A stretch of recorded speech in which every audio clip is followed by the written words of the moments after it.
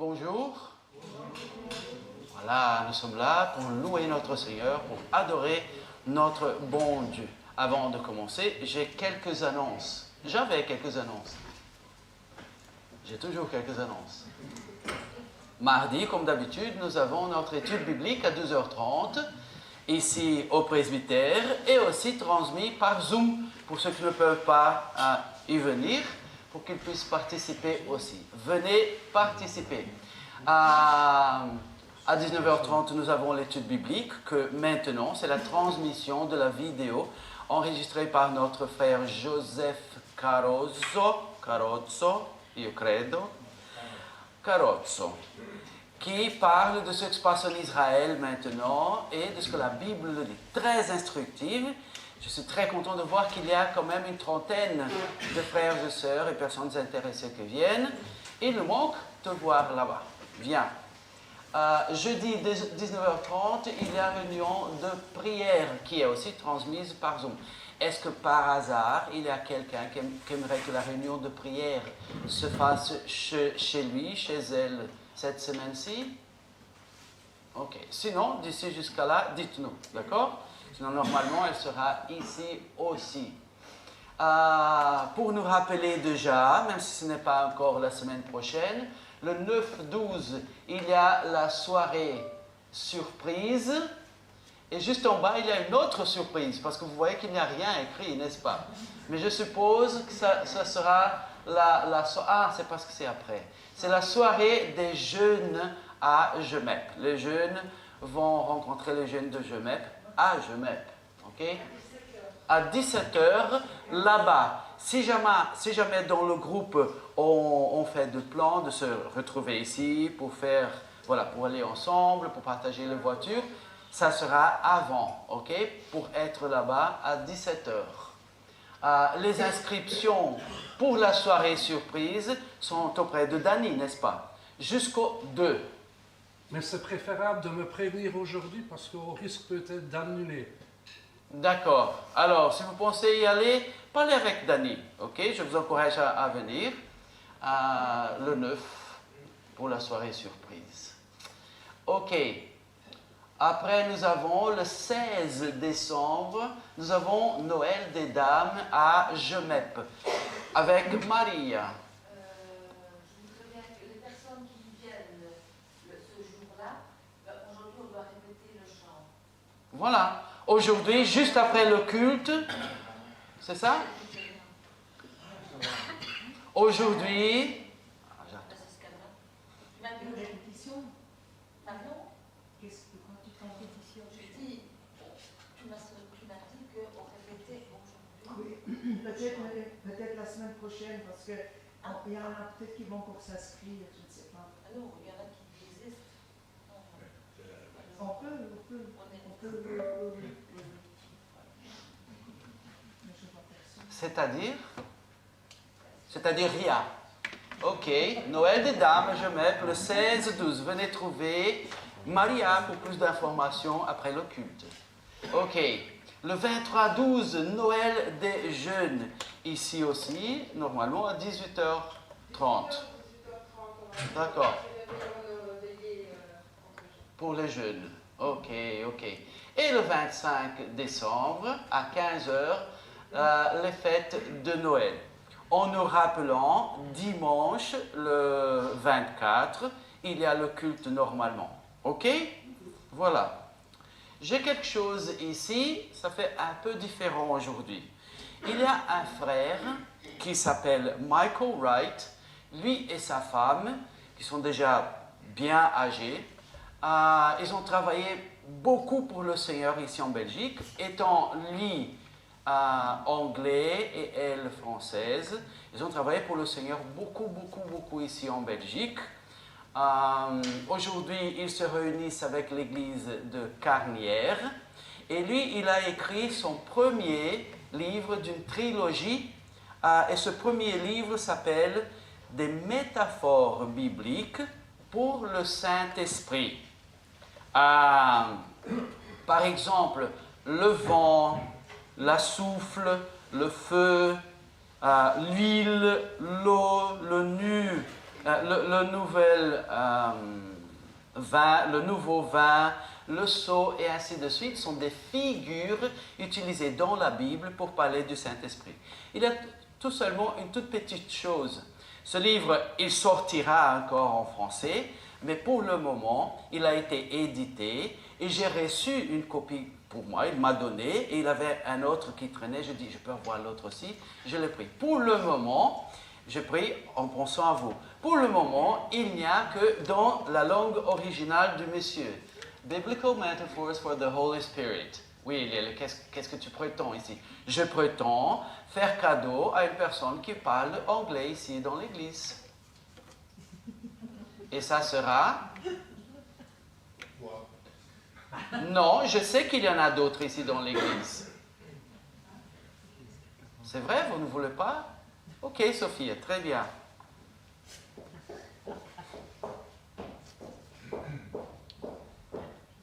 Profite bien. Et après, si les autres qui n'ont pas levé la main se répondent, tu peux les prêter. Ok. Voilà. Nous allons alors... JF, oui, s'il te plaît. JF a une lettre à lire. S'il te plaît, JF, avance.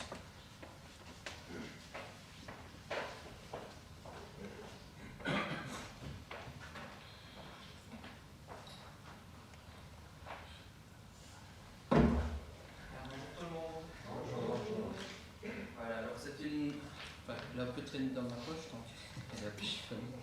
Mais bon, c'est un courrier qu'on a reçu il y a 15 jours, je pense, de Jean-Luc Hérita. Donc je voulais vous la lire pour ceux qui ne l'auraient pas vu, qui ne l'auraient pas reçu. Très cher bien-aimé de l'Assemblée de Glun, notre séjour en Belgique arrive tout doucement à sa fin.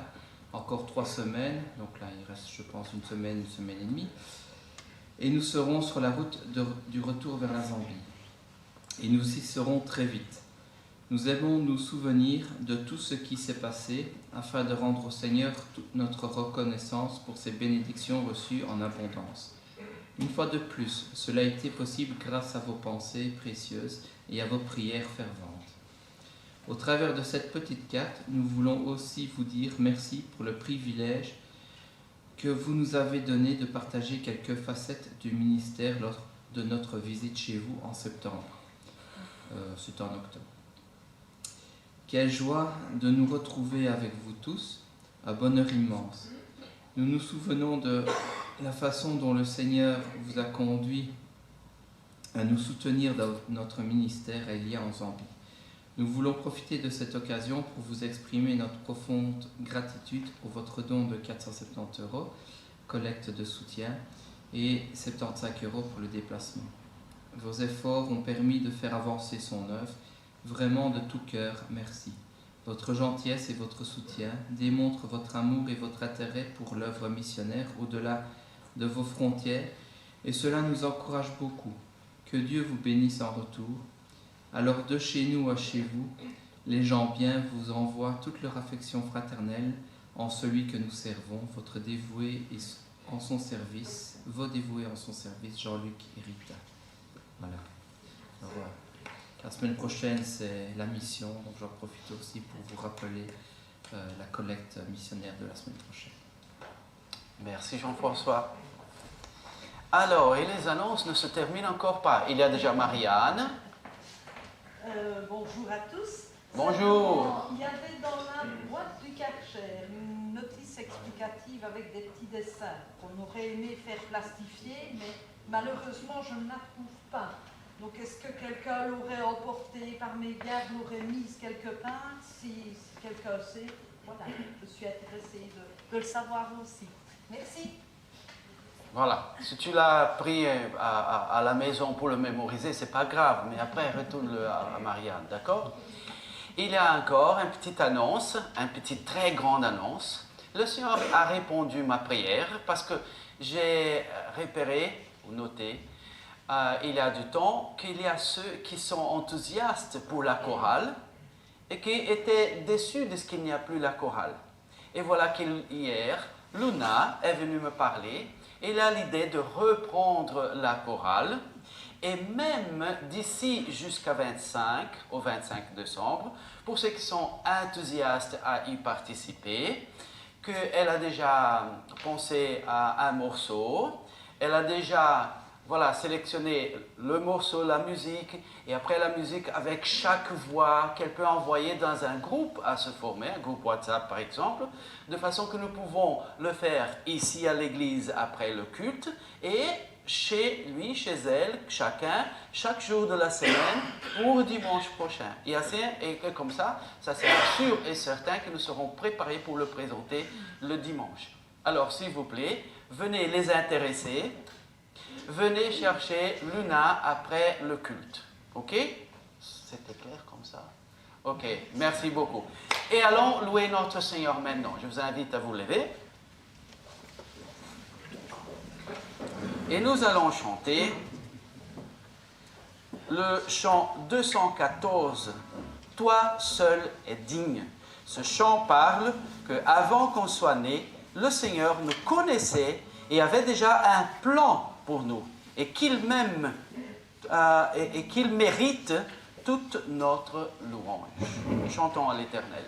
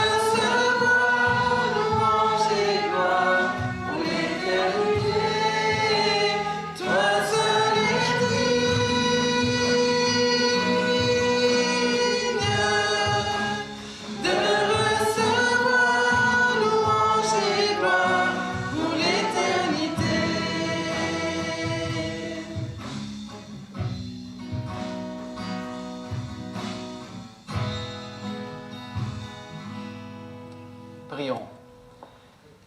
Notre bon Dieu, notre Seigneur, notre Sauveur, notre Roi, Dieu digne de toute louange, de toute célébration, adoration. Il n'y a que toi qui es Dieu, le seul Dieu sur tout l'univers et sur notre vie.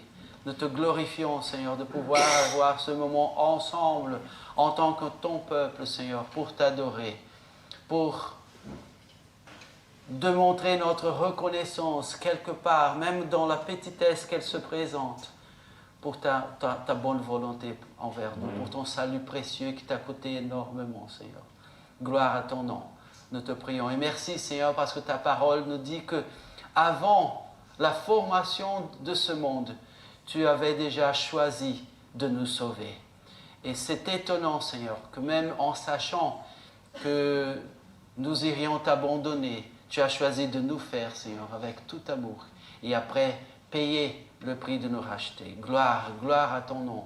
Pour toute l'éternité, nous te prions au nom du Seigneur Jésus. Amen. Je vous invite maintenant à chanter le numéro 104. Nous voulons vivre l'unité.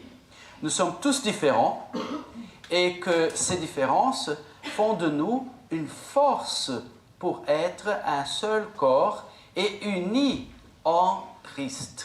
Où est-ce que nous avons eu cette réflexion de ce que nous sommes différents, mais nous sommes unis et que cette différence, elle bénit cette union? Est-ce que nous... Justement, dans notre réflexion ici, le dimanche, pour les dons du Saint-Esprit. Dieu a choisi de nous sauver avant la fondation du monde et il a préparé pour que nous soyons bénis et bénissants dans cette union, parmi lesquels, à travers les dons spirituels du Saint-Esprit que nous sommes en train de considérer. Chantons à notre Seigneur.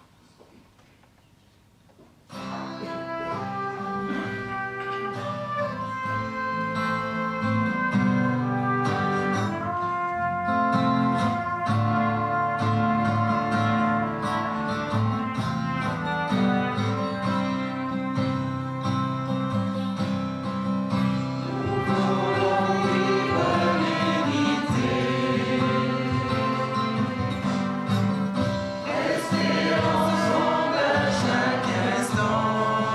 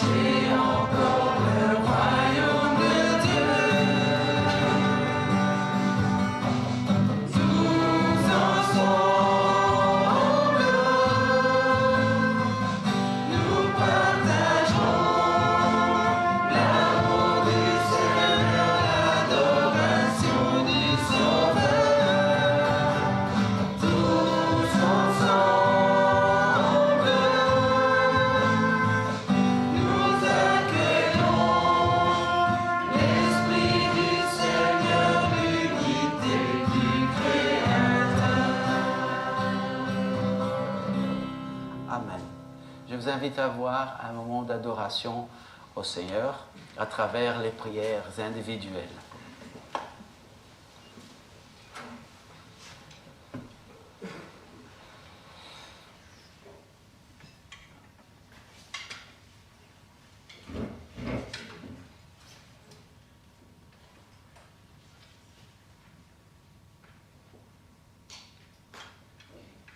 Seigneur notre Dieu, tu as fait pour nous de grandes choses. Et nous sommes dans la joie. Tu nous as fait passer le royaume des ténèbres dans le royaume de la lumière, de la mort à la vie. Seigneur, nous te remercions que nous avons donné ce que nous ne méritons pas. Nous toi d'avoir accepté ce que tu ne méritais pas. Amen. Seigneur, comment te dire merci pour tant d'amour, pour tant, Seigneur, d'amour que tu as déversé, Seigneur, pour nous. Merci, Seigneur, pour cette journée que tu nous permets, Seigneur, de te consacrer, Seigneur, afin de te louer et de te remercier. Seigneur, pardon parce que nos mots sont trop petits, Seigneur, pour te dire merci.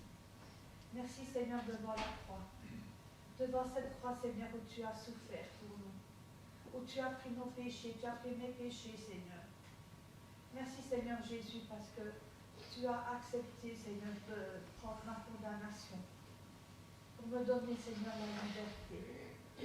La liberté pour, Seigneur, louer ton Père, pour m'approcher, Seigneur, de ton Père. Seigneur, merci pour le chemin que tu as tracé. Merci pour ta fidélité. Merci pour ta grandeur. Merci, Seigneur, parce que tu es un Dieu resplendissant. Merci parce que tu es le Dieu vivant. Tu es le seul, Seigneur, tu es l'unique. Seigneur, nous voulons te louer pour chaque jour, Seigneur, que tu nous donnes. Et donne-nous, Seigneur, de nous approcher davantage de toi, davantage vouloir te ressembler, davantage, Seigneur, t'aimer, davantage, Seigneur, chercher à te plaire. Seigneur, non pas pour avoir la vie éternelle, mais parce que nous t'aimons. Seigneur, merci pour tout ce que tu as fait, tout ce que tu feras encore. Et nous voulons, Seigneur, te remettre ce culte, Seigneur, pour ta gloire. Au nom de Jésus. Amen. Amen.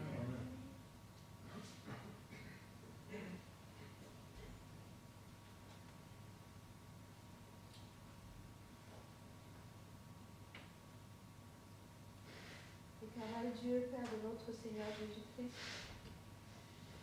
Papa, merci parce que tu es le Dieu éternel. Merci de nous avoir aimés le premier. Merci, ô Père éternel, parce que je n'ai que toi. Merci, ô Papa, parce que tu as toujours été présent pour moi et je te rends grâce pour cela. Père éternel, merci de prendre soin de chacun de nous ici présents. Père, je voudrais élever cette prière surtout pour tous nos frères et sœurs qui sont souffrants. Je pense à Véronique, au Père éternel. Je pense à Michel Est, au Père. Et je pense aussi à tous les autres que je ne cite pas, mais qui sont aussi mal dans leur chair. Sois béni, ô Père éternel, de veiller sur chacun de tes enfants. Sois béni, ô Papa, parce que tu es Dieu, tu es le Dieu Tout-Puissant, tu es le médecin par excellence, ô Père, et nous avons recours à toi seul. Bénis, ô Seigneur, les médicaments de chaque enfant qui t'appartient, ô Seigneur. Et je voudrais aussi te remettre tous les enfants qui souffrent partout dans le monde entier, ô Père. Dès les visiter, leur montrer encore une fois de plus combien tu les aimes, combien tu ne les abandonnes pas, ô Père. Donne-leur de se rendre compte. C'est au nom puissant du Seigneur Jésus-Christ, notre Seigneur et Sauveur, que je t'en supplie, ô Père. Papa, je voudrais aussi te remettre notre Église. prends soin de chaque membre de notre Église. Donne-nous, Seigneur, de persévérer dans tes préceptes, ô Père. Donne-nous la force de nous accrocher, même si c'est difficile. Entoure-nous de tes bras d'amour, ô Seigneur. Et apprends-nous aussi que ton temps est proche et que nous devons rester fermement accrochés à toi. Seigneur, que toute la gloire et l'honneur te reviennent, ô Papa. Sois béni d'éternité en éternité, Père. Amen. Amen. Merci c'est encore avec toi. Chante-nous à tout, Amen. Ouvre les yeux de mon cœur, Père. Ouvre les yeux de mon cœur. Je désire te voir. Je désire te voir. Seigneur, ces petites phrases, ces petites chansons, Seigneur, ce petit extrait, exprime, Seigneur, tout le désir, Seigneur, que j'ai, que tu ouvres encore, Seigneur, à nouveau mon cœur. Je prie pour chacun de nous aussi, Seigneur. Que vraiment nos cœurs, Seigneur, que les yeux de nos cœurs te voient. Que les yeux de nos cœurs, Seigneur, puissent voir comme tu vois, sentir comme tu sens, connaître comme tu connais. Seigneur, que vraiment nous soyons attentifs à ton amour qui veut nous bénir, mais qui veut bénir le monde entier, Seigneur, qui est autour de nous. Seigneur. Et c'est en ayant ton amour, Seigneur, ton amour de Père, pour tous les hommes, que nous pouvons, Seigneur, sentir, toucher et vivre, Seigneur, par ton esprit, toute la puissance que tu nous as donnée pour pouvoir changer la face du monde, Seigneur. Tu nous as donné ce pouvoir de devenir enfants de Dieu. Et Seigneur, je voudrais vraiment te prier que, effectivement, chacun de nous, dans tous les dons que tu as donnés, nous nous approchions de ton cœur, Seigneur. Nous nous approchions de ton cœur de Père qui aime et qui souffre, Seigneur, en regardant ce monde perdu. Qui souffre en regardant chacun qui est dans sa douleur, dans sa difficulté, Seigneur. Et que nous ayons ce même cœur, Seigneur, ce même cœur d'adorateur, ce même cœur qui aime comme toi tu aimes, Seigneur.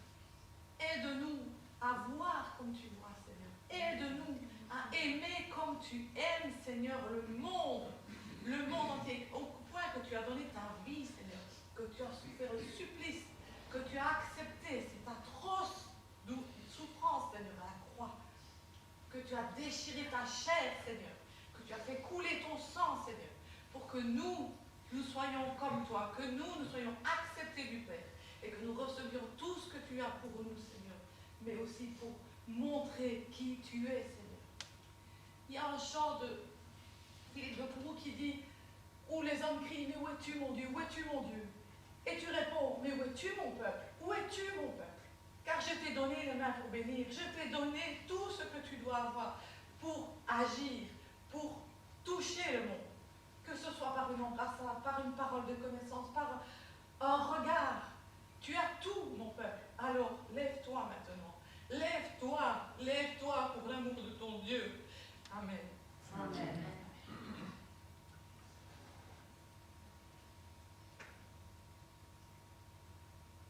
Notre bon Seigneur, nous te glorifions pour ce que tu es et pour ce que tu es pour nous, Seigneur. Tu es notre salut. Tu es notre joie. Nous te remercions du sacrifice du Seigneur Jésus-Christ pour nous sauver. Et nous te remercions de l'assurance complète que nous avons par son sang qui a été versé pour nous. Son sang pur, puissant, sauveur. Merci Seigneur de la promesse de ta parole qui dit que nous sommes entre tes mains et que personne ni rien ne sait nous arracher d'entre tes mains. Gloire à ton nom, Seigneur. Merci de notre salut et de tout ce qui est compris, Seigneur. Tes promesses merveilleuses, la communion entre frères et sœurs, Seigneur. Voilà l'assurance, encore une fois, Seigneur, la joie que nous avons, l'espérance que nous ne se confond pas. Gloire à ton nom, Seigneur, au nom du Seigneur Jésus. Amen. Nous allons chanter maintenant le 97 qui dit « Nous adorons Adonai. Il fait de nous ses serviteurs. » Je vous invite encore une fois à vous mettre debout.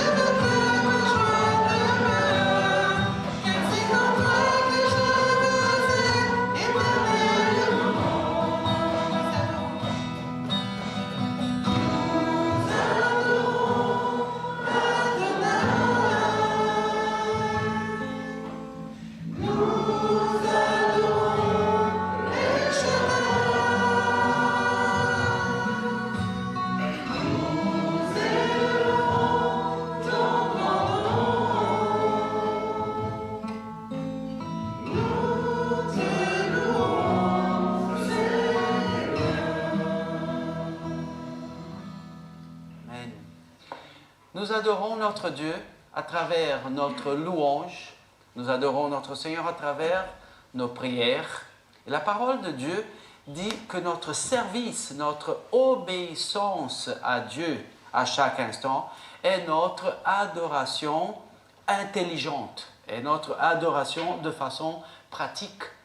Et découvrir et mettre en pratique nos dons spirituels est une façon de le faire aussi.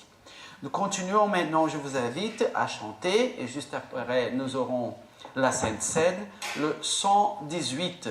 Pardon, Seigneur, pardon. Ça nous donne l'occasion de nous remettre en question pour participer de la Sainte Seine.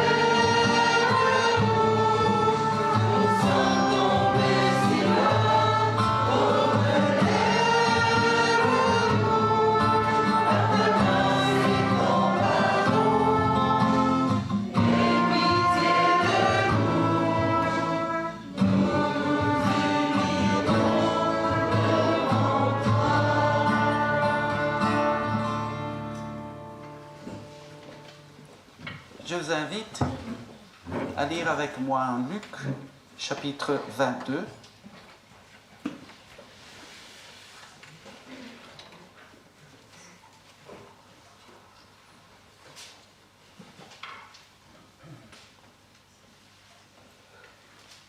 Luc 22.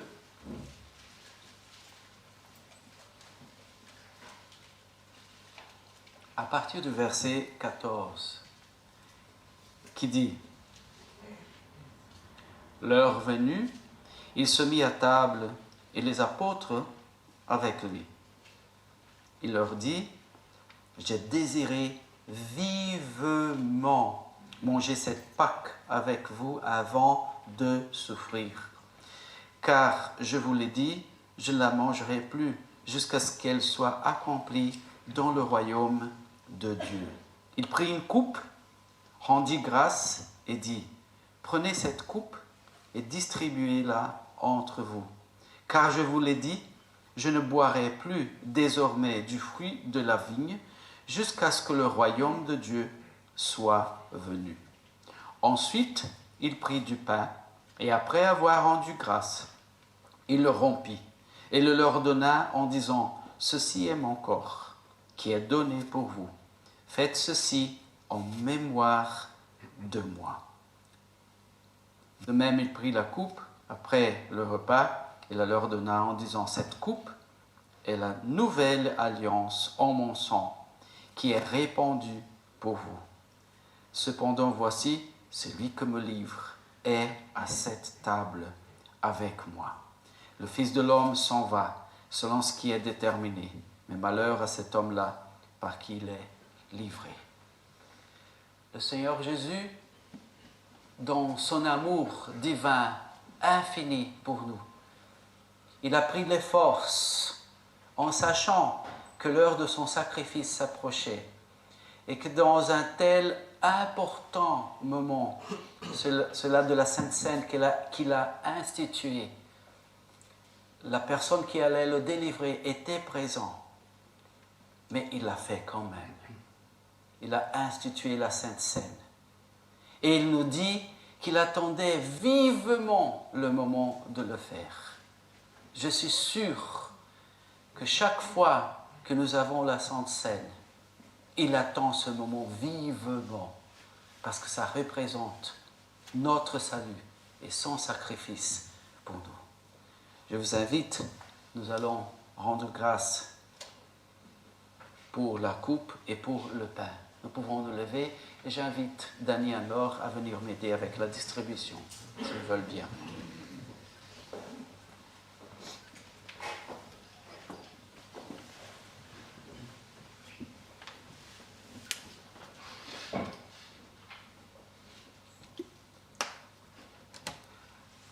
Notre Père d'amour, notre Seigneur, notre Dieu, notre Sauveur, notre Roi, notre Maître, gloire à ton nom, Seigneur, maintenant et pour toute l'éternité. Nous te remercions, Seigneur, de ce moment tellement important, plein de honneur, de privilèges pour nous, Seigneur. Ce moment qui nous rappelle le sacrifice du Seigneur Jésus, plein d'amour et plein de salut. Nous te rendons grâce, Seigneur, pour la coupe que symbolise le sang de notre Seigneur Jésus-Christ, versé sur la croix, sang pur, sang saint, puissant pour nous sauver. Nous te remercions, Seigneur, en prenant du pain pour le sacrifice, Seigneur, qui implique la douleur et tout ce qu'il a souffert entre les mains de Romains, Seigneur. L'humiliation du rejet de son peuple, Seigneur. Nous te remercions de participer de ce pain, Seigneur, en faisant mémoire au sacrifice du Seigneur Jésus-Christ. Voilà, nous te remercions pour la coupe, pour le pain. Nous te remercions du privilège d'y participer. Au nom du Seigneur Jésus. Amen. Amen. S'il te plaît.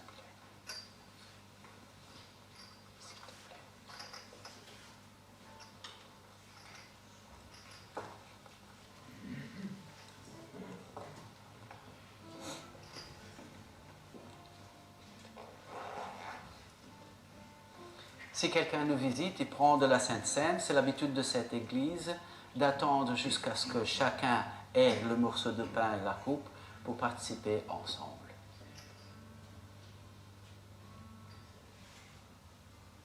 D'après les instructions de la parole de Dieu, j'invite, si quelqu'un nous visite, mais ne croit encore pas au Seigneur Jésus-Christ comme son Sauveur, qu'il ne l'apprenne pas.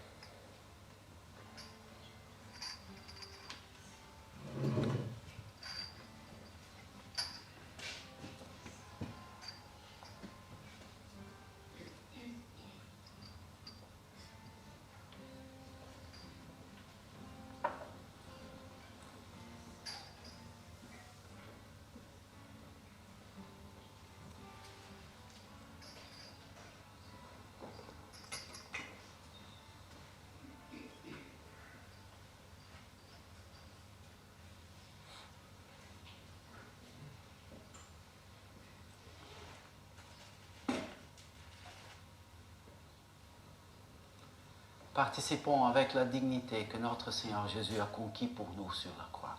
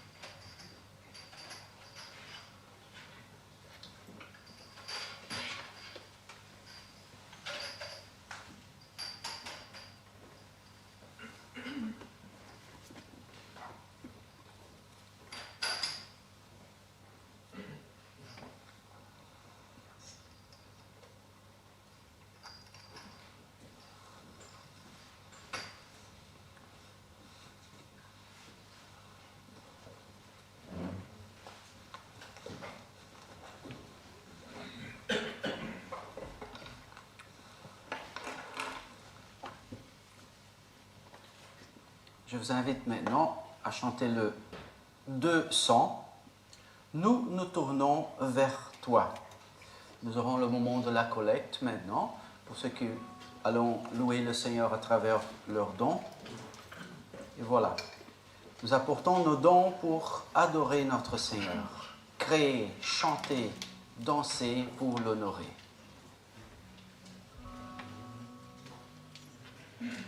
Oh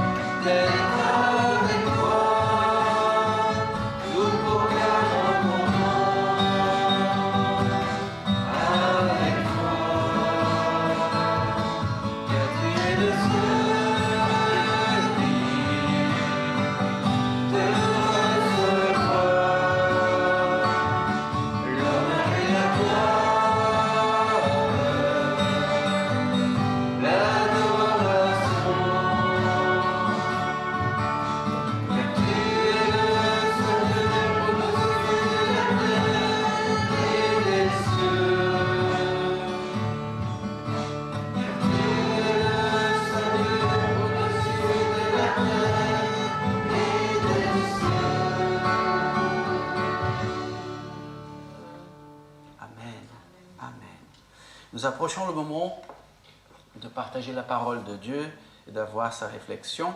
Mais avant de le faire, je vous invite encore à chanter le 147. Rien n'est impossible à mon Dieu. Nous avançons pour le servir et c'est le chant préféré, j'ai découvert, de Julien. Ça confère, Julien? Oui. Voilà, très bien. Nous allons chanter pour notre Seigneur, pour l'honorer. Et voilà, justement, dans ses plans de rendre toutes les choses possibles pour nous, il a rendu notre service, notre union, notre force en lui aussi à travers les dons spirituels.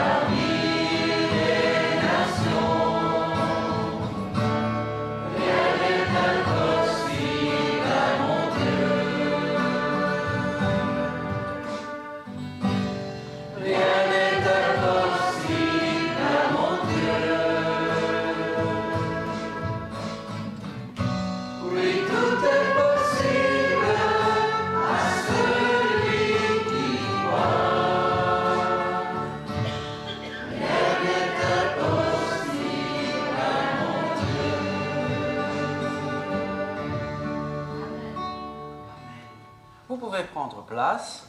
Je vous invite à un petit moment de réflexion et prière silencieux et individuelle.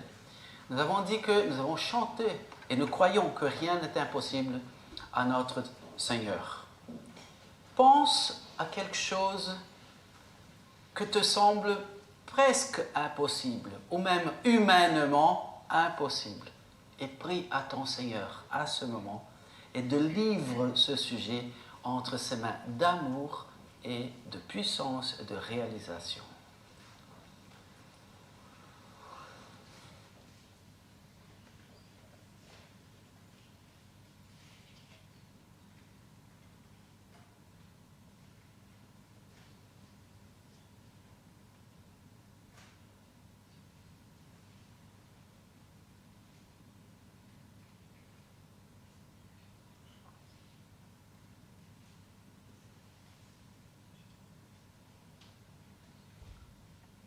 Seigneur, merci parce que rien n'est impossible à toi. Et toi, non seulement tu es un Dieu de toute puissance, mais aussi tu es un Dieu de tout amour. Et tu veux nous bénir. Nous te remercions, Seigneur. Nous te glorifions au nom du Seigneur Jésus. Amen. Une petite question. Tandis que JF met les diapos dans le numéro 117. Est-ce que c'est ça? Oui, s'il vous plaît.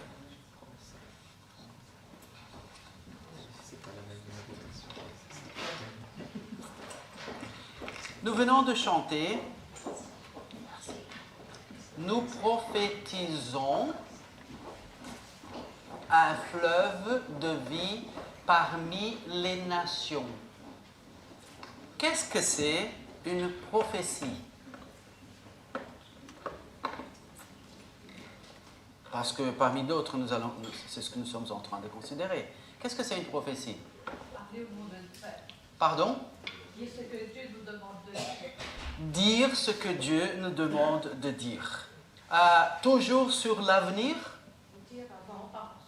Non, pas forcément. Les prophètes dans l'Ancien Testament et aussi dans le Nouveau Testament, ils venaient parfois dire au peuple, voilà, le Seigneur me dit de vous dire que vous êtes en péché et que vous devez vous repentir, sinon il va peser sa main contre vous. Voilà, il parle de ce qui se passait déjà. C'est-à-dire que Dieu choisissait cette personne-là, telle et telle, pour dire ce qu'il voulait dire au peuple. Alors, devant cette bonne définition correcte, biblique, de ce qui est prophète, prophétie, prophétiser, quand nous chantons, nous prophétisons un fleuve de vie parmi les nations. Quelle est une autre façon, plus simple, claire, directe, de dire ça? Oui, nous prêchons l'Évangile. Quel est le fleuve de vie? Le Seigneur Jésus-Christ. Nous prophétisons un fleuve de vie parmi les nations. Nous évangélisons. Nous évangélisons. Merci. Est-ce que vous pouvez me rappeler les dons que nous avons vus jusqu'à ce moment dans nos réflexions, s'il vous plaît? Enseigner. C'est-à-dire que Dieu appelle quelques-uns à se donner à l'enseigner. Ils ont une envie d'étudier la parole, d'apprendre, et ils ont une facilité à la transmettre, parce que parfois, il y a des enseignants, à l'école, nous avons expérimenté ça, qui n'enseignent pas bien. Mais Dieu donne à ces personnes-là, à ces enfants à lui, cette facilité à transmettre sa vérité. Un autre? L'exhortation. L'exhortation. L'exhortation, c'est comme ça, n'est-ce pas? Oui? Non. Alors c'est comme ça. Non plus. Qu'est-ce que c'est les deux mains? Entre les deux, qu'est-ce que c'est? Pardon? Avec amour. Tout doit être fait avec amour. Amen. L'exhortation aussi. Qu'est-ce que exhorter veut dire dans sa racine? S'approcher de quelqu'un. Oui, appeler quelqu'un à ton côté. Pour conseiller, encourager. Il n'y a que Id qui a fait attention, c'est ça. Montrer aussi. Montrer quelque chose, corriger, encourager, féliciter, consoler. Tout ça vient dans l'exhortation que, d'après la parole de Dieu, et que notre Seigneur nous a rappelé, avec amour. Avec amour. Ok, enseigner, exhorter. Et Dieu appelle à certaines personnes pour avoir ce don de le faire bien. Et il voit le besoin de le faire. D'appeler quelqu'un, je te félicite, je t'encourage, je te conseille, je te corrige avec amour, etc. Pour que l'occasion ne passe pas. C'est quelque chose d'important pour Dieu. Et ils ont la bonne façon de le faire. Ok. Et rappelons-nous, c'est très important, les dons, ils sont donnés par Dieu à travers le Saint-Esprit, d'après le choix de Dieu. conforme il convient à Dieu. Ce n'est pas moi qui choisis le don. C'est lui que me le donne et moi j'essaie de comprendre quel don il m'a donné. De quelle façon puis-je comprendre ça? Découvrir mon don, mes dons.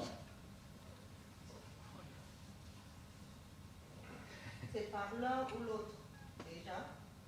L'Église peut déjà nous amener à comprendre notre...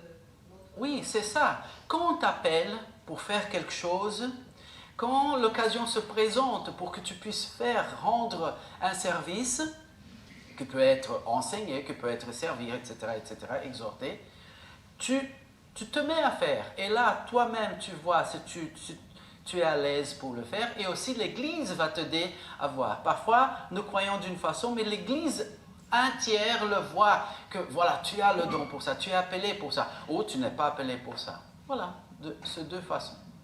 Ok, un autre don que nous avons déjà vu. Évangéliser. Nous avons déjà regardé le don d'évangéliste dans notre liste ici. Elle triche, elle donne la piste. Hein? Ok. Don de miséricorde, qu'est-ce que c'est ça? Don de miséricorde. Dieu donne. Est-ce que nous sommes tous censés à exercer la miséricorde? Oui. Mais alors Dieu donne aux uns et aux autres encore une charge encore de miséricorde pour que l'Église de Dieu ne faillisse pas, c'est comme ça, ne faillisse pas à exercer la miséricorde. Si moi je n'ai pas le don, je devrais le faire, mais je faillis en le faire, mais cette personne qui a le don, elle le fera. Et qu'est-ce que c'est don de miséricorde? Qu'est-ce que c'est avoir miséricorde? Qu'est-ce que c'est miséricorde? C'est la compassion. C'est avoir dans ton cœur, corde, la misère de l'autrui. Je ressens la misère, le besoin, la difficulté de l'autrui et je agis.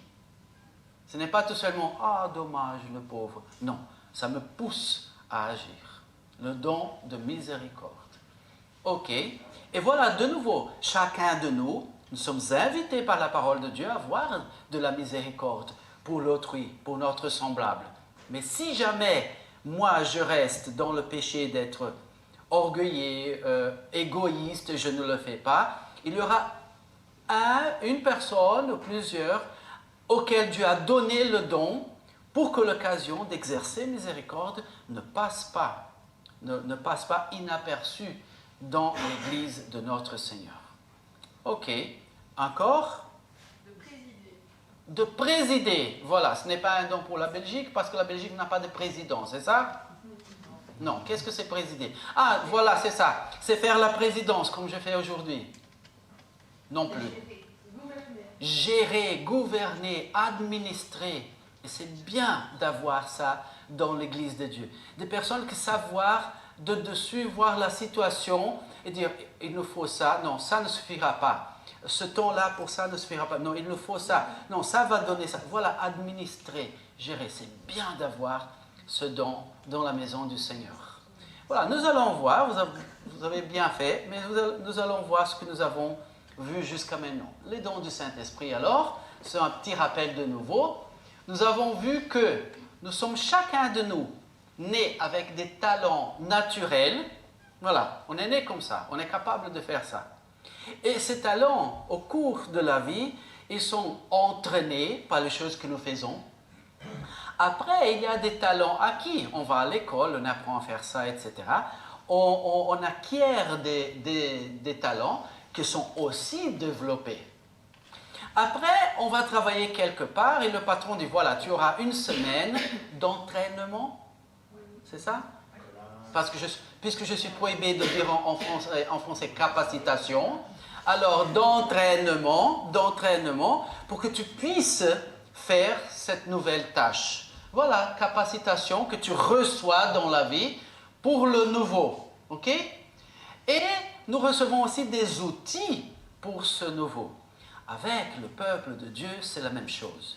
Nous avons des dons, des talents naturels et des dons et des talents acquis dans la vie que nous utilisons pour le Seigneur. Jouer, chanter, etc. Faire des choses pour Dieu dans l'Église. Ok? Mais quand nous croyons au Seigneur Jésus-Christ comme notre Sauveur, nous recevons à ce moment-là au moins un don spirituel pour le nouveau, pour la nouvelle vie avec le Seigneur Jésus-Christ. Pour que cet engrenage fonctionne bien, pour qu'elle fonctionne à la meilleure façon donnée par Dieu. Voilà, en révisant vite, nous voyons qu'il y a au moins 3 passages principaux qui parlent de dons. Nous voyons Romains, chapitre 12, et là, nous voyons que l'exercice des dons spirituels, les dons unifient l'Église. Nous voyons 1 Corinthiens que les dons, ils aident à mettre la communauté en ordre et en phase quant à la foi et à la pratique. Et en Éphésiens, nous voyons que ça donne un bâtiment solide et un corps sain, même si nous sommes tous différents. Vous croyez que c'est important l'exercice des dons spirituels dans l'Église? Peut-être, je vais réfléchir, je dirais le dimanche prochain, c'est quoi? Très important. Très important, parce que déjà c'est Dieu qui le dit. Ok, continuons. Nous avons vu, j'ai mis en différentes couleurs pour que nous trouvions notre couleur dans le peuple de Dieu. Ce qui se répète dans les autres passages, j'ai mis en parallèle, dans la même ligne. Et voilà, le prochain diapo. Nous avons vu jusqu'à ce moment la prophétie. Je vous ai même posé la question sur ce qu'est une prophétie. La prophétie. Le ministère, qu'est-ce que c'est le ministère? Un mot très simple pour ministère. Travail, servir. Est-ce que nous sommes chacun de nous invités à servir les uns les autres? Oui. Mais de nouveau, parfois dans notre manque de perception, dans notre égoïsme, c'est un péché, hein? Ce n'est pas une excuse. Nous ne servons pas. Mais il y aura cette personne. Pour que l'engrenage n'arrête pas de marcher, il y aura ces personnes-là que ne manqueront pas servir. Elles sont poussées par le Seigneur. Enseigner, exhorter, distribuer. Qu'est-ce que c'est distribuer? C'est distribuer, oui. Mais il y a tel don donné par le Saint-Esprit, distribuer, oui, pour que nous ne nous oublions pas de ce que pour Dieu, nous avons déjà considéré que la justice de Dieu, à son origine, c'est donner abondamment et également à chacun. C'est pour ça qu'il a envoyé le Seigneur Jésus-Christ, parce qu'il veut récupérer, racheter l'être humain, chacun, et donner des bénédictions abondantes et de façon égale à tout le monde. Mais ça doit se passer aussi dans son Église. Le don de distribuer. Pas peu de fois, on rate l'occasion de bien distribuer, de voir que chacun a d'après son besoin. Et voilà que la Bible dit que Dieu donne ce don aux uns et aux autres. Présider et le don de miséricorde. Voilà ce que nous avons vu jusqu'à ce moment. Ok. Fin de notre rappel, nous allons avancer maintenant.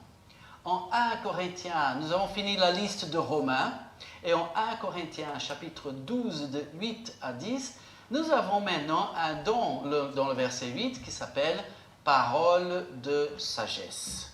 Avant de considérer ce qui est, disons, le nouveau don à considérer aujourd'hui, je vous invite à de nouveau prier. Notre Seigneur, nous te remercions du privilège de considérer ta parole. Nous te remercions de ce que tu as tout fourni, Seigneur, pour ton Église. Aide-nous à bien gérer ça, à bien vivre ça, Seigneur. Dans l'humilité, Seigneur. Nous te prions au nom du Seigneur Jésus. Amen. Voilà. Parole de sagesse. Je vais lire avec vous. Parole de sagesse.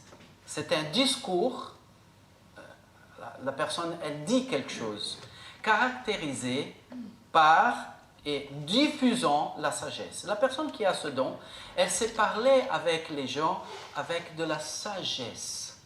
Quelle est la différence entre intelligence et sagesse, s'il vous plaît?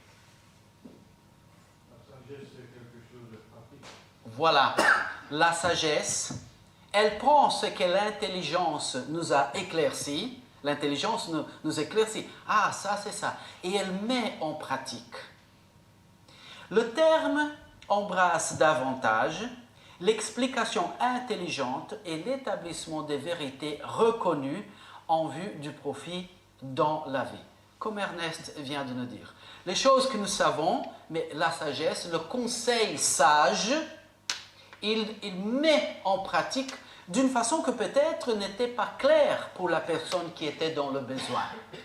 Elle connaît la vérité, elle connaît la valeur biblique, elle connaît sa situation, mais il y a un pont qui doit être fait là, et Dieu donne la sagesse aux uns et aux autres, ce don spirituel, pour venir à la personne dire, écoute, tu te trouves dans cette telle et telle situation. Tu vois que la parole de Dieu dit ça et ça et ça. Est-ce que tu as jamais pensé, est-ce que tu as déjà pensé à faire ça et agir comme ça? Parce que la parole de Dieu te promet dans ce verset-ci qu'il va t'aider de cette façon-ci et que tu peux faire ça. Dis, ouh là là, c'est vrai, mais je n'avais pas remarqué. Parole de sagesse. Encore, c'est l'expression d'une parole sage prononcée par l'opération du Saint-Esprit. Dieu donne à une personne de l'Église ou à plusieurs personnes de l'Église ce don de parole de sagesse et elle applique la révélation de la parole de Dieu ou la sagesse de l'Esprit à une situation spécifique ou à un problème. Ce n'est pas la même chose que d'avoir pour notre vie quotidienne la sagesse de Dieu. Cette dernière s'obtient à travers la prière et l'aide d'une étude attentive et une méditation des voix de Dieu et de sa parole. C'est-à-dire, c'est normal que pendant la semaine, quand je lis la parole de Dieu, je prie, je comprends certaines choses, je fais la mathématique, je l'applique dans ma vie. C'est normal, on fait ça avec ce que nous entendons dimanche, dans les études bibliques que nous avons. Notre Église a quand même 2 études bibliques par semaine, hein, chouette. Ok, et ainsi de suite. Venez, participez. C'est normal d'apprendre de la Bible, de faire la mathématique. Ok, à partir de maintenant, je vais faire ça. C'est de la sagesse donnée par Dieu. Mais ce don de parole de sagesse, c'est un don en plus donné à au moins une personne, voire plusieurs personnes de l'Église, qui savent faire dans des moments et dans des situations, problèmes spécifiques auprès de la personne qui a le problème ou le groupe qui a le problème. Pour ceux qui prennent note et pour que je puisse avancer plus vite, vous pouvez noter pour après regarder dans la Bible en Actes 6, 10 et 15 de 13 à 22. Et j'avance. Il y a aussi le don parole de connaissance. Parole de connaissance. Qu'est-ce que ça donne? Voyons. Parole de connaissance traite davantage de parties de connaissances plus obscures et plus cachées. La connaissance est cette vérité intellectuellement appréhendée et objectivée. Qu'est-ce que ça veut dire? Vous voyez qu'il y a des personnes données par Dieu, par la puissance du Saint-Esprit, qui savent décortiquer la parole de Dieu et venir dans la petite tournure des versets pour nous faire comprendre des vérités qui s'y trouvent, mais que normalement, nous ne le faisons pas. Les uns regardent les autres et c'est vrai, hein, il a raison, elle a raison, hein, c'est là, mais... Voilà, parole de connaissance dans telle situation. Mais Eliel, est-ce que cela n'est pas le don d'enseigner, le don de maître, de docteur, comme la Bible dit? La personne qui enseigne, qui a le don, elle a la facilité, elle aime étudier et elle a la facilité pour transmettre. Mais il y a encore la parole de connaissance. Une variante de ce don-là, de la compréhension de ce don-là, c'est une expression inspirée par l'Esprit qui révèle une connaissance à propos des gens, des circonstances ou des vérités bibliques. Elle est souvent étroitement liée à la prophétie. Il y a, en français facile. C'est-à-dire qu'il y a des personnes qui ont la capacité donnée par Dieu de comprendre, mais vraiment donnée par Dieu, au-delà de la compréhension normale, l'intention derrière les paroles ou les façons d'une personne, ou l'atmosphère dans une certaine situation donnée, de façon que l'autre qui n'a pas ce don va dire « Comment est-ce que tu dis ça ? Comment est-ce que tu peux me dire que cette personne-là, elle nous a parlé de cette façon, mais qu'il n'y a pas une bonne intention derrière ça ?» C'est très délicat parce que une personne qui n'a pas ce don peut se tromper, et une personne qui a ce don, elle peut être mal comprise. C'est-à-dire, mais non, hein, tu juges la personne, ce n'est pas comme ça. Moi, j'ai eu cette expérience avec une personne avec cette finesse de compréhension donnée par Dieu, et chaque fois qu'elle me disait, écoute, cette personne-là, ça et ça et ça, je dis, ne fais pas ça, tu juges la personne, c'est un péché. Le temps se passait et pouf, je disais, oh là là, j'ai commencé à faire attention quand cette personne, fidèle à Dieu, etc., quand elle percevait ça. Parole de connaissance. C'est une connaissance en plus que Dieu donne pour le bien de l'Église, pour la sécurité de l'Église. Ok. Alors, parole de sagesse, parole de connaissance. J'avance, vous avez des questions, des avis. Vous trouvez que le pigeon est joli? Alors j'avance. Foi. Est-ce que nous sommes appelés, nous les croyants, à avoir et à exercer la foi? Ben oui, je fais comme Paulo. Ben oui. Ok. Est-ce que les gens qui ne croient pas en Dieu n'ont pas de la foi? Ils ont une certaine foi. Voilà. Exactement. C'est la cible où ils ont mis leur foi qui n'est pas la bonne. Chaque être humain a de la foi. Parce que la Bible dit que la foi, c'est croire à ce qu'on ne voit pas et attendre, espérer ce qui n'est encore pas là. D'accord? Je sais qu'il y a un bus, c'est le 53, qui passe ici à la place des Marronniers et que va me déposer pour prendre le train à la gare Carré, près de Palais, près de Saint-Lambert. Il y a une gare. Du Palais, Saint-Lambert. Sauf que là, il dit Carré. Ok. Et je sais que ce bus-là, il passe, entre autres, à l'heure 41. 9h41, 10h41, etc. Mais quand je vais à l'arrêt d'autobus, je me mets là-bas, de préférence avant, pas courir. Tu arrives 10 minutes avant, tu lis un bon livre en attendant, tu fais attention pour ne pas rater le bus parce que tu lis le livre, et ainsi de suite. Mais pourquoi est-ce que quand je fais ça, c'est un acte de foi?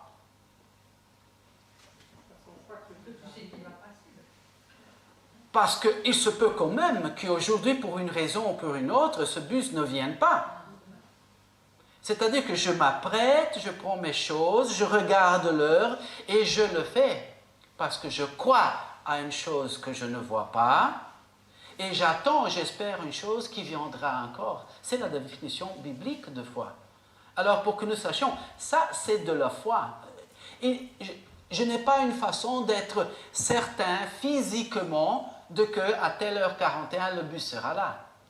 Ah, mais c'est ça la foi, Eliel. Je croyais que la foi, on m'avait dit que la foi, c'est sauter dans l'ombre. C'est faire des choses sans comprendre. C'est une idée erronée. parce que regarde la taille de ce livre-là.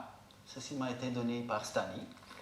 Regarde la taille de ce livre-là qui m'apprend de Dieu, les Saintes Écritures, la Bible. Et quand je fais des pas de foi avec Dieu, ce n'est pas un saut dans l'obscurité. Je sais, je connais le Dieu que je sers, je connais ses promesses et je sais ce qui m'attend là où je ne vois pas et où j'espère encore pour se passer. Vous voyez, ça, c'est la foi. Et nous avons exercé la foi quand nous avons confié notre vie au Seigneur Jésus-Christ, notre vie au Seigneur Jésus-Christ, et nous avons cru à sa puissance, à la puissance de son sacrifice, le versement de son sang sur la croix pour nous nettoyer de notre péché. Il n'y a rien d'aveugle en ça. C'est bien clair et je fais le pas. Je ne vois pas, j'attends que ça se passe et c'est la foi. Mais c'est la vérité, c'est bien solide, c'est bien vrai. Et nous les croyants, nous sommes tous censés à exercer la foi aux choses de Dieu. Et est-ce que nous, chacun de nous et tous nous ensemble, nous sommes très fidèles au 100% dans notre foi? Non. Non. Nous faillissons. Dieu nous demande, nous encourage, nous dit d'avoir la foi pour telle et telle situation. Et nous prions, mais là, dans notre cœur, Seigneur, c'est impossible ça. Et il dit, oui, c'est pour ça que tu me pries. Parce que humainement, c'est impossible et tu me demandes d'intervenir. Je sais que c'est impossible. C'est pour ça que tu me pries. Mais maintenant, crois que je peux le faire. Et c'est dommage. Parfois, nous le ratons et nous devons confesser ce péché. Mais Dieu, dans sa bonté, dans son amour, pour le bon fonctionnement de l'engrenage de son peuple, il donne aux uns et aux autres le don en plus de la foi. C'est-à-dire que cette personne-là, que va-t-il se passer? Elle ne doutera pas. Elle ne doutera pas. Même quand les uns et les autres, même quand peut-être tout le monde dira non, ici maintenant il n'y a plus d'espoir. On prie toujours, hein, mais ici il n'y a plus d'espoir. Elle garde la foi. Elle garde la foi. C'est Dieu qui l'empêche de ne pas avoir la foi. Merci Seigneur pour ce don parmi nous. Ok? C'est clair, le don de foi, c'est-à-dire chacun de nous sommes invités, nous avons la capacité donnée par Dieu pour avoir la foi. Mais quand nous faillissons, nous ne croyons pas Dieu, il y aura au moins une personne dans l'Église qui va garder la foi et qui va prier avec foi. Parce que le Seigneur Jésus a dit que ça se fasse d'après ta foi. Ok? Merci Seigneur pour ce don, au moins à une personne à l'église de Glin, voire plus. Ok, le don de foi.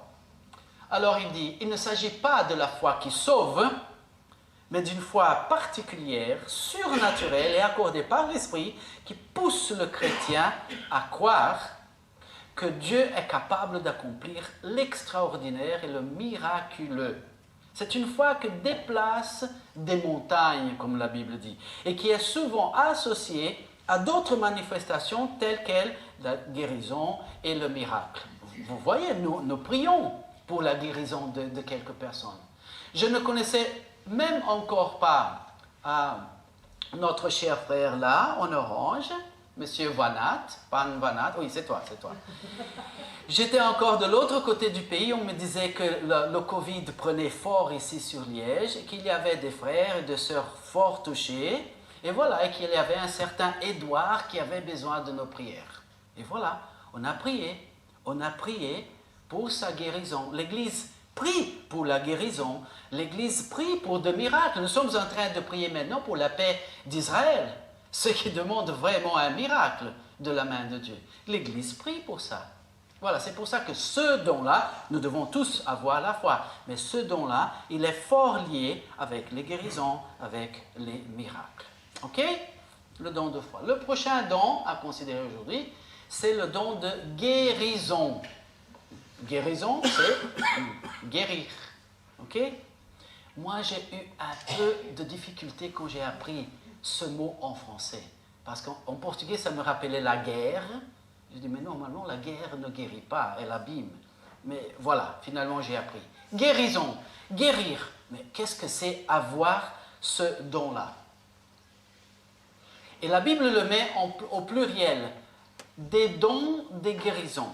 Ces dons sont accordés à l'Église pour restaurer la santé physique, qui peut être physique comme ça, ou physique aussi mentale, parce que voilà, c'est là dans le cerveau. La santé physique par des moyens surnaturels. Et nous avons des témoignages de personnes qui ont été guéries quand le médecin avait dit il n'y a pas d'espoir. Je me rappelle maintenant Gigi qui a plusieurs situations, a dit oui, quand j'ai eu mon accident, il croyait là, j'étais à l'hôpital, il croyait que je n'entendais pas et il disait écoute, il ne vaut pas le coup d'essayer de faire quelque chose, de toute façon elle va mourir. Et que là, elle a prié, Seigneur, montre-les. Et il a montré. Et que les médecins sont sortis parler avec sa maman, avec un peu, voilà, la figure découragée. Ça disait à sa maman, oh là là, ils viennent avec une mauvaise nouvelle. Mais non, elle disait, Madame, on ne sait pas comment vous dire, mais votre fille se rétablit. Amen. Et sa maman savait très bien quoi dire. Ok? Mais là, c'est l'Église qui prie pour la guérison et ainsi de suite. Ici, nous parlons du don de guérison. Chaque fois que nous parlons du don, c'est quelque chose que Dieu donne à une personne spécifiquement. Ça peut être plusieurs dans la même Église. Voyons, ces dons sont accordés à l'Église pour restaurer la santé physique par des moyens surnaturels. Le pluriel utilisé dans la Bible, don, c'est marrant pour moi. Hein? Le pluriel en français, c'est don. Et le singulier, don. Ok. Indique la guérison de diverses maladies et suggère que tout acte de guérison est un don spécial de Dieu. Continuons. Il y a une question ici.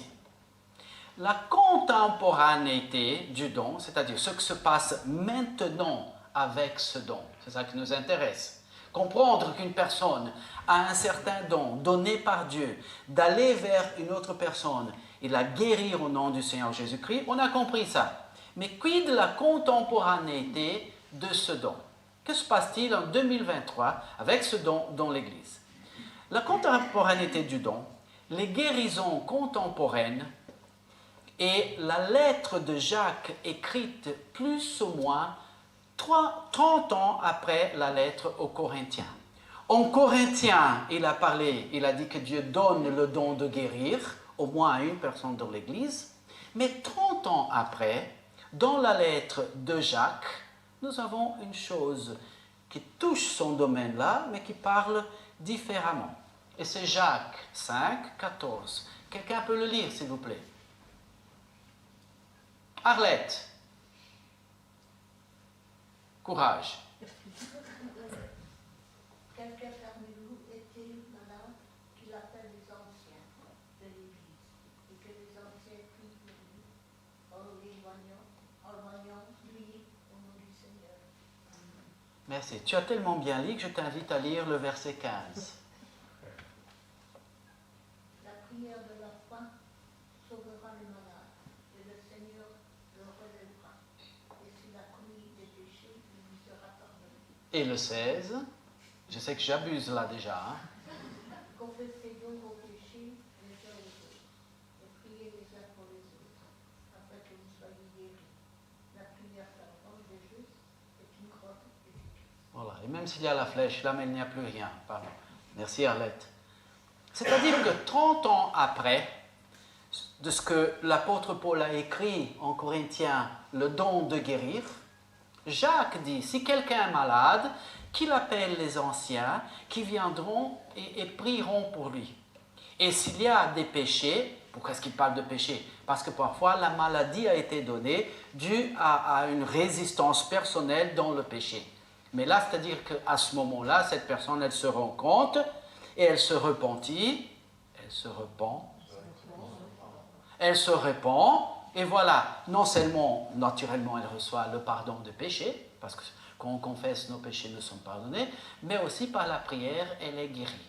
Et après, il continue, il dit, la prière fervente des saints sert à beaucoup.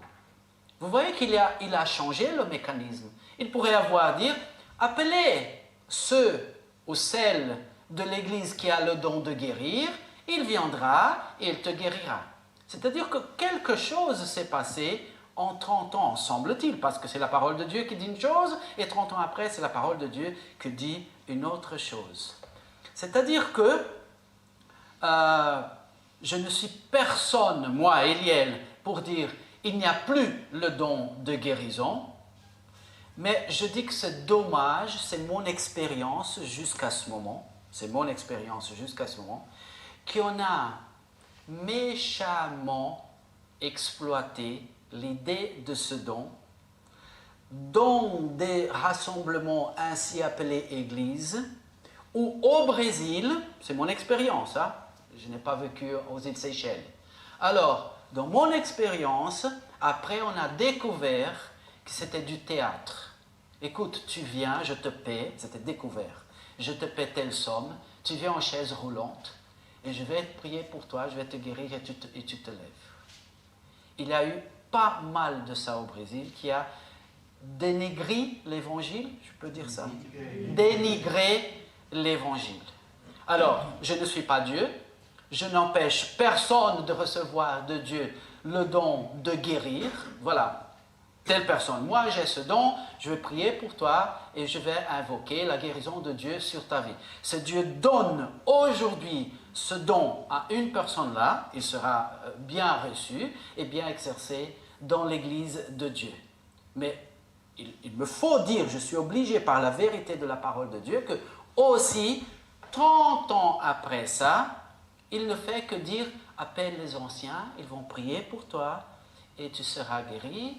La prière fervente des saints ont de la puissance. C'est-à-dire qu'au moins, il y a l'un et l'autre. Oui, Eliel, mais qu'est-ce que je fais avec cette information?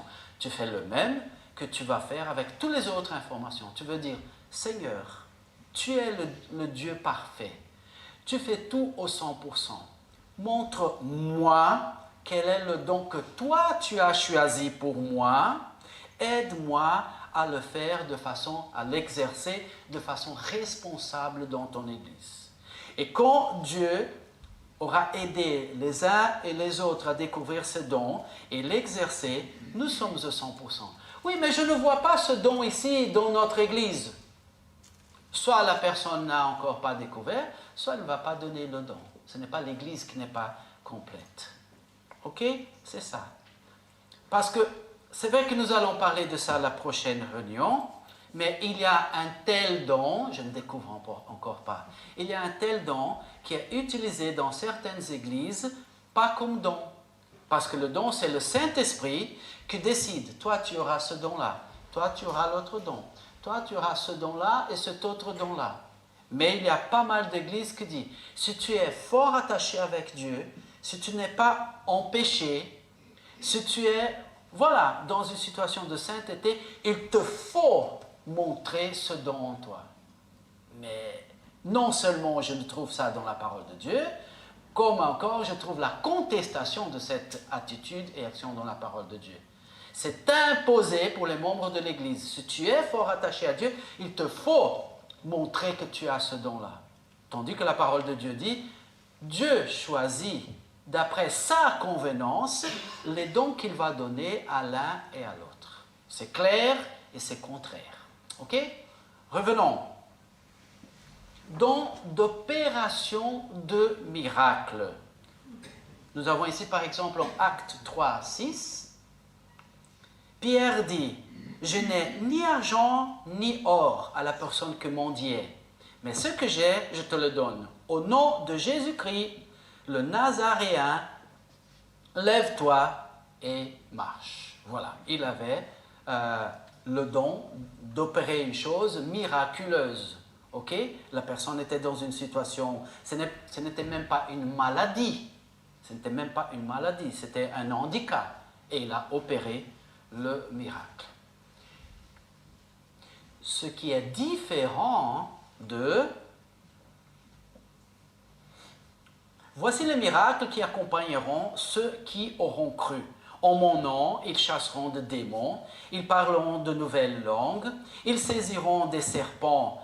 S'ils boivent, c'est-à-dire ils ne vont pas être mordus mortellement par les serpents. S'ils boivent quelque chose de breuvage mortel, ils ne leur feront point de mal. Ils imposeront les mains aux malades et les malades seront guéris. C'est-à-dire que ce passage-ci, il parle de choses que surtout se sont beaucoup passées pour le commencement de l'Église, pour montrer que Dieu était là avec ces gens qui s'appelaient des chrétiens. Des choses qui se passaient par les uns, par les autres. Les uns guérissaient le malade, les autres parlaient en langue, les autres, j'ai entendu d'un missionnaire qui allait dans une tribu, ça c'est dans les années 60, 70 peut-être, il est allé dans les tribus sauvages, il est arrivé là-bas, et là, ils lui ont donné quelque chose à boire, et il avait été instruit que quand on te donne là-bas à manger, à boire, tu ne refuses pas, hein. C'est mieux de ne pas refuser. Il a pris, il est allé se coucher, et le lendemain, il se réveillait, et toute la tribu était comme ça. Parce qu'on lui avait donné du poison pour qu'il meure. Et Dieu a opéré ça. La prochaine nuit, il est allé se coucher, et il voyait qu'il y avait quelqu'un dehors. Il a regardé, et il y avait là une personne comme ça, toute la nuit, jusqu'au matin, debout. Et le matin, il a demandé à quelqu'un ce qui se passait. Il dit, c'est pour te protéger. Il a gagné du respect à travers une action surnaturelle de Dieu. Et après, il a eu la porte ouverte pour prêcher l'Évangile. Ce sont des choses qui se sont passées déjà. Ce sont des choses qui parfois, dans des moments spécifiques, se passent et que Dieu détermine quand et comment. Ok? Ok. Voilà. Opération de miracle. De nouveau, ce que je vois aujourd'hui dans l'Église de Dieu, c'est que nous, ensemble, nous prions pour que Dieu opère de miracles, parmi lesquels la paix en Israël. Ok? Et ainsi de suite. Maintenant, si Dieu décide encore de donner à une personne spécifiquement, ou plusieurs, dans l'Église, d'opérer elle-même, d'opérer de miracles, moi personnellement, peut-être c'est ma faute, moi je n'ai pas aperçu ça dans une église quelconque ou dans une autre. Il y a telle personne qu'elle opère des miracles. Mais c'est bien clair pour moi qu'on prie ensemble pour le miracle et que Dieu, s'il veut bien, il opère des miracles. Okay? Mais voilà, la Bible dit, je parle de moi, je ne vois pas aujourd'hui dans les églises, voilà, si c'est le manque de foi de ne pas avoir ce don, qu'est-ce que je fais? Moi, ici, Église de Glin, je dis Seigneur, je ne dis pas Seigneur, donne-moi le don de miracle, c'est le bon, hein, ça va chauffer. Non, je dis Seigneur, la Bible dit que c'est toi qui choisis et tu as déjà décidé les dons que tu as pour moi. Aide-moi à le percevoir et à bien exercer. Point barre. Ok? On n'a pas besoin d'être plus royal que le roi. Ok? Prochain don, discerner les esprits. Discerner les esprits. Qu'est-ce que ça donne? Jean-François. Merci. Le pouvoir de distinguer les œuvres du Saint-Esprit et celles des esprits mauvais et trompeurs. C'est-à-dire qu'il y a des choses qui se passent spirituellement, qui sont données par le Saint-Esprit, et des choses qui se passent spirituellement, mais qui viennent du côté du diable, et que parfois sont même déguisées d'être de bonnes choses, mais à une finalité mauvaise, méchante. Et parfois, ce n'est pas facile de distinguer ça. Mais Dieu donne, pour le bon fonctionnement de l'engrenage appelé Église de Dieu, il donne aux uns et aux autres cette capacité de dire, écoute, cela ne vient pas de Dieu. C'est comme par exemple, la Bible, nous avons vu ça pour la prophétie. Quelqu'un donne une prophétie, maintenant il s'assoit, et l'Église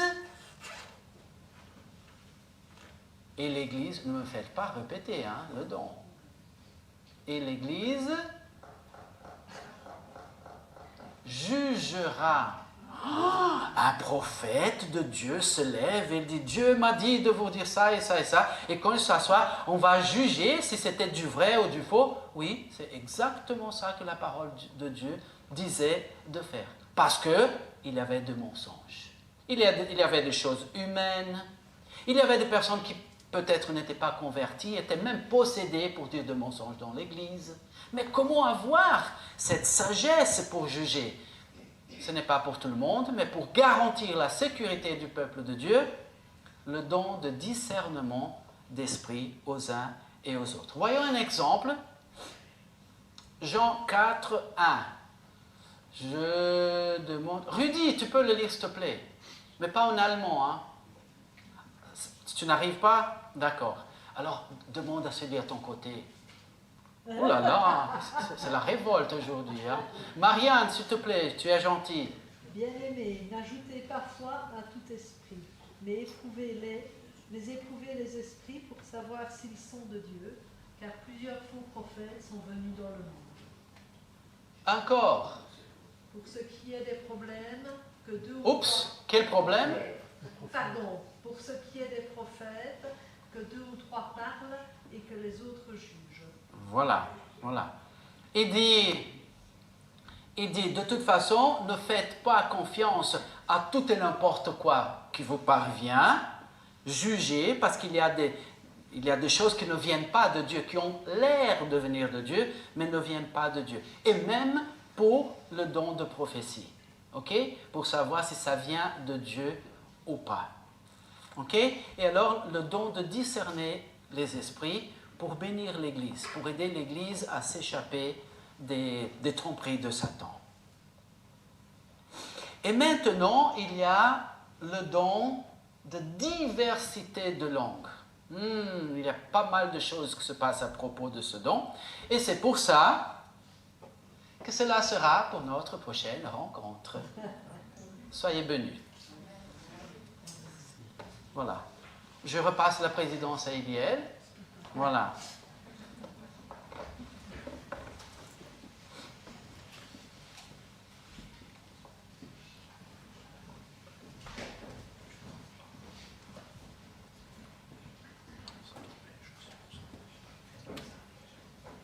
Et nous allons chanter maintenant le 186. Nous annonçons le roi. Voilà, pour clôturer notre message et notre culte.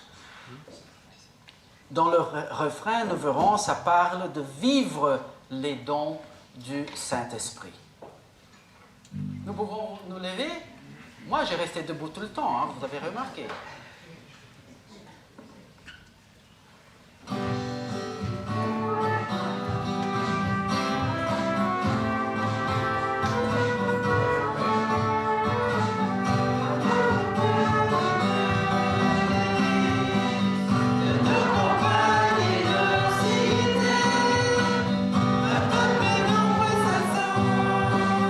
Pour louer Dieu et proclamer ensemble